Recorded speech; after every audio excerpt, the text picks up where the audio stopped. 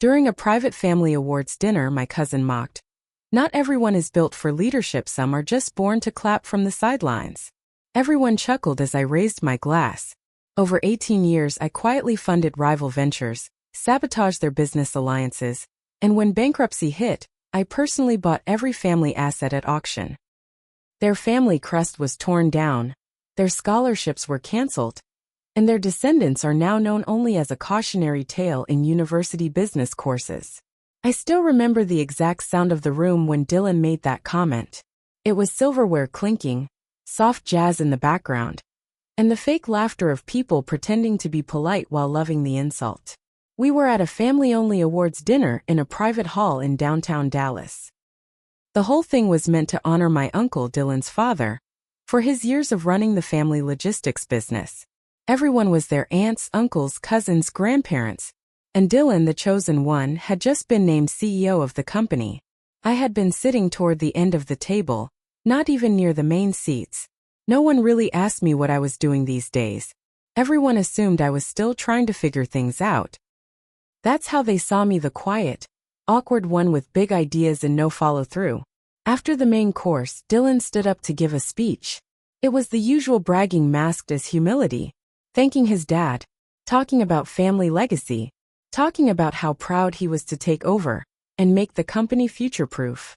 Then he looked right at me, didn't break eye contact. He lifted his glass and smiled. "Not everyone is built for leadership," he said. "Some are just born to clap from the sidelines." It hit like a slap. Everyone laughed. Not loudly, more like they were trying to hide it. But they laughed. My dad let out a chuckle. My mom shook her head, but she smiled too. And me. I raised my glass and smiled right back. I didn't say anything. I didn't need to. I already knew what I was going to do. Dylan didn't just get the company, he got everything that came with it. Praise, power, and the benefit of the doubt. If I made a mistake, it was proof I wasn't ready. If he made one, it was a bold move that just needs time to pay off. He had been groomed to run the business since high school. I had been told to go find myself. I started a few tech things after college, nothing major. One idea flopped hard.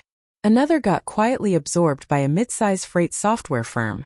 I didn't make much off it, but I got hired by the company that took it over. That's where I started learning the game. I worked with back-end systems, logistics coordination software, and contract management. It wasn't flashy, but it was real.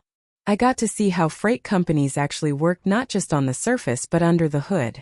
While Dylan was on magazine covers and podcast interviews, I was learning how the wires connected.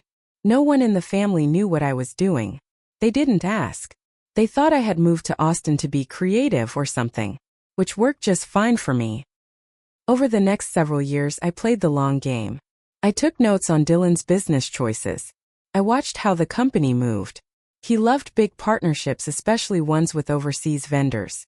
He invested heavily in image, branding, and tech that sounded impressive but didn't solve real problems. He hired friends. He signed deals for flash, not function.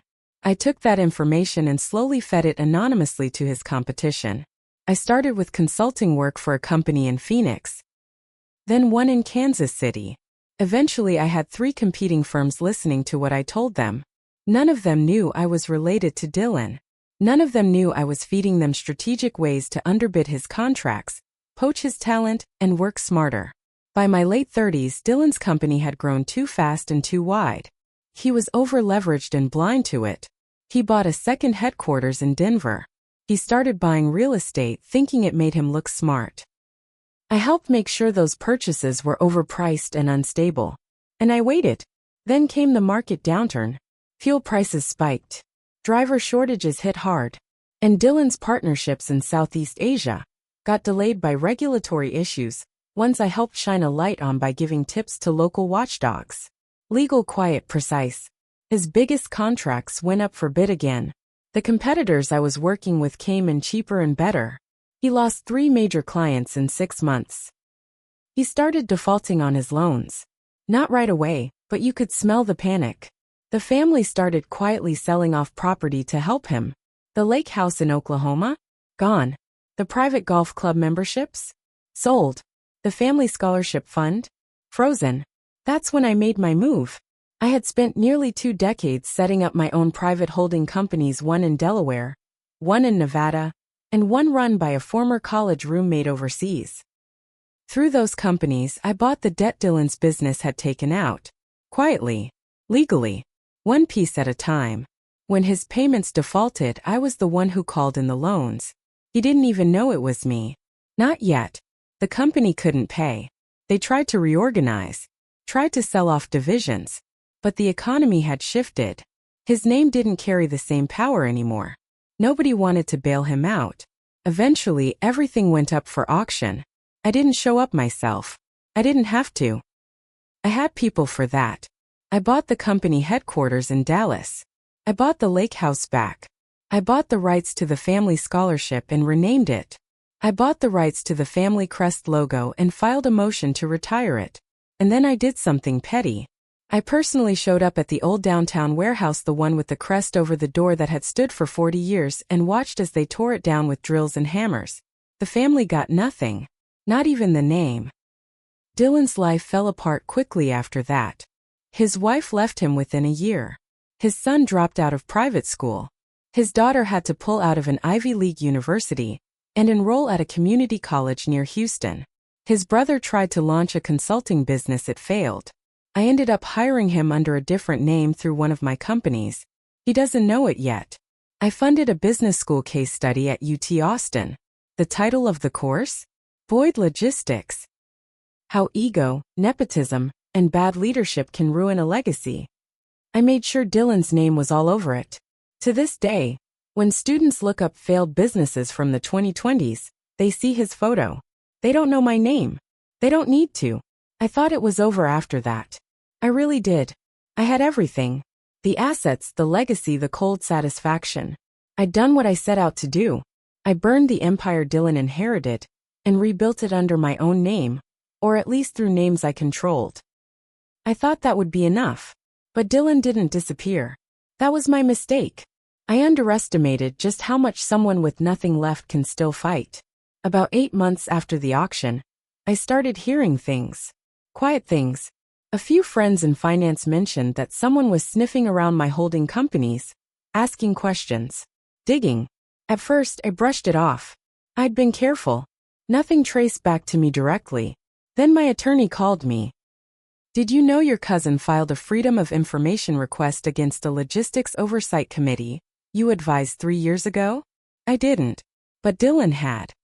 He'd gotten just enough legal advice to start pulling at loose threads, old meeting logs, archived emails, nonprofit records where I'd signed a few grant papers without thinking. Nothing illegal, but it was sloppy. He wasn't trying to sue me. He was trying to expose me. And he almost did. Within a year, my name started appearing in places I never meant it to. Business blogs. Redditors, a local podcast in Dallas, even did a 2-part series on the secret architect of a family's fall. No hard proof, just rumors. Questions. Theories. But it was enough to spook a few of my partners. One investor pulled out of a startup I was funding in Denver. Another asked to pause future collaboration until things cooled down. It wasn't just money I was losing, it was the silence I'd worked so hard to keep. Dylan had gone underground, no job. No press. Just quietly funneling anything he could find to people who hated me more than they hated him. I realized he didn't care about getting the company back. He just wanted to burn me too. So I hit back. I hired a private firm, the kind of people who do forensic accounting, social tracing, and digital footprints. They found something within 2 weeks. Turns out, Dylan had been taking money from a former vendor who got blacklisted during his final year as CEO. It was hush money, paid in installments through a holding company in Panama. Now it was my turn to leak. I sent the documents to a small business journal in Texas. I didn't even try to hide it. This time I wanted him to know where it came from. The article ran with the headline, Boyd Dynasty CEO took foreign kickbacks while family bled millions. It was all true. Verified. Clear. This time, no one stood by him. Not even his brother. But here's where things got messy, because this war didn't just hurt Dylan. It started bleeding into my life too. My girlfriend left. Said she couldn't trust someone who held a grudge like that for almost 20 years. Said she didn't know who I was anymore. She was right. I started losing sleep. Started second-guessing everyone around me. I watched people's faces in meetings to see if they knew. I caught myself lying about little things. Things that didn't even matter. And then one morning, I got a call from my dad. It was the first time we'd spoken in years. He didn't yell. He didn't accuse me. He just said, "Was it worth it?" And I couldn't answer.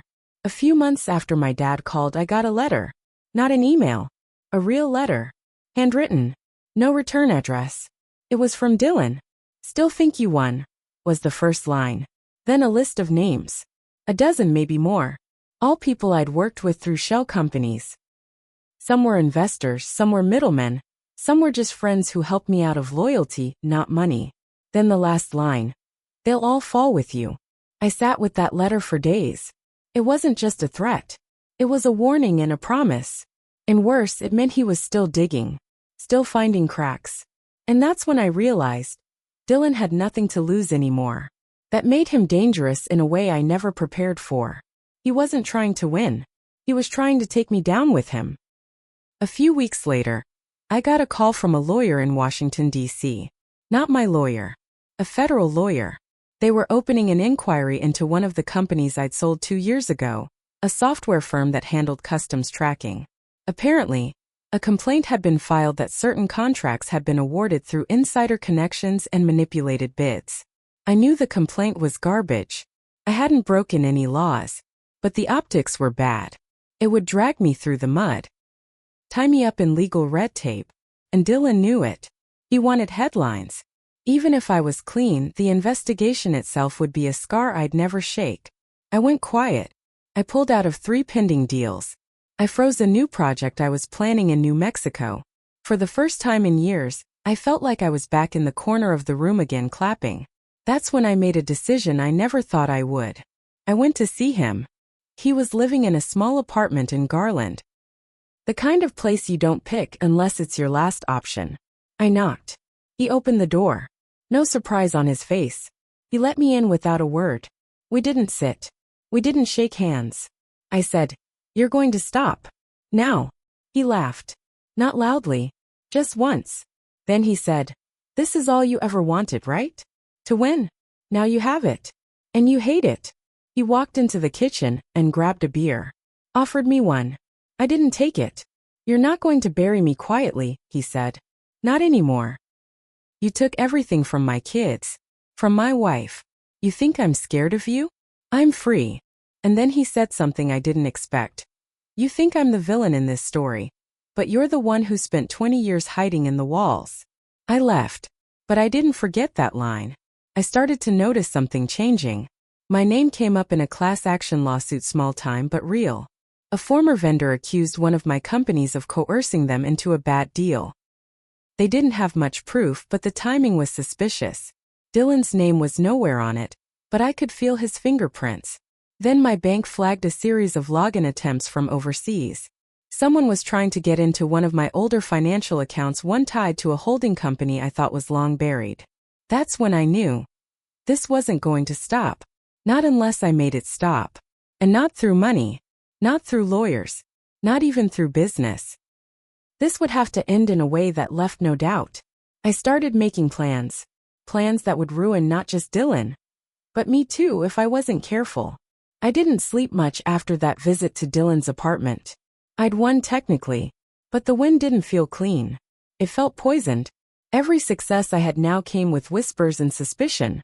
And the longer Dylan stayed out there, the more I had to keep looking over my shoulder. He wouldn't stop. I couldn't let it drag on for another decade. So I set a trap. Not a legal one. Not a financial one. Personal one. I sent an anonymous tip to a financial journalist I'd worked with before. Told him Dylan had records, real records showing insider sabotage of Boyd Logistics by a former family member. Then I waited. 3 weeks later, the journalist reached out to Dylan. Offered a deal, publish the story. Name the sources, tell the truth. Dylan took the bait. He sent over everything he had. Old files. Notes. Even the letter he'd mailed me. He thought it was his moment to clear his name. Finally expose the monster behind the curtain. But the thing was, I had written most of those files. A long time ago. as part of my planning. Old drafts, ideas that were never used. Fragments. And the rest? I had doctored them myself. I had built the story I wanted Dylan to tell, one that sounded real enough to print but was just off enough to ruin him forever. The journalist ran it. And within days it fell apart. Dylan had made one mistake. He had claimed a meeting happened between me and a foreign executive who had been dead for 4 years at the time. That detail killed the whole story. Suddenly he was the liar. Not me. A retraction came fast. But the damage didn't stop. Sponsors pulled from anything connected to Dylan's name. The small speaking gigs he was doing? Cancelled. His attempt to re-enter the business world? Done. And the best part? I made sure the family saw all of it. Every word. Every detail. This time they didn't laugh. A month later, I got a call from his ex-wife. She was crying. Not because she wanted help, but because Dylan had been arrested. Turns out he'd forged some documents trying to start a shell company under my name. Crossed just far enough over the legal line to trigger a federal case. He had finally gone too far. I didn't gloat. I didn't show up in court. I just watched from a distance as the last of what was left of him collapsed. But here's where the story doesn't end with me walking into the sunset. Because I didn't walk away clean. People in the business world knew something was off. Some respected me more. Others kept their distance. I could still make money, but doors closed behind me that used to stay open. My name was tied to too many shadows. And the truth? I'd become the exact thing I hated Dylan for being. I'd torn down my family's name, yes, but I'd torn down parts of myself too. I haven't spoken to my parents in over a year. My dad's last words to me were still in my head. Was it worth it? I don't know. Maybe it was. Maybe some things needed to burn. But when I walk into that old warehouse, now the one with the torn-down crest and my company's clean logo above it, I still hear that damn line. Some are just born to clap from the sidelines. And I smile. Because the sideline's gone. The game's over. And I was the last man standing.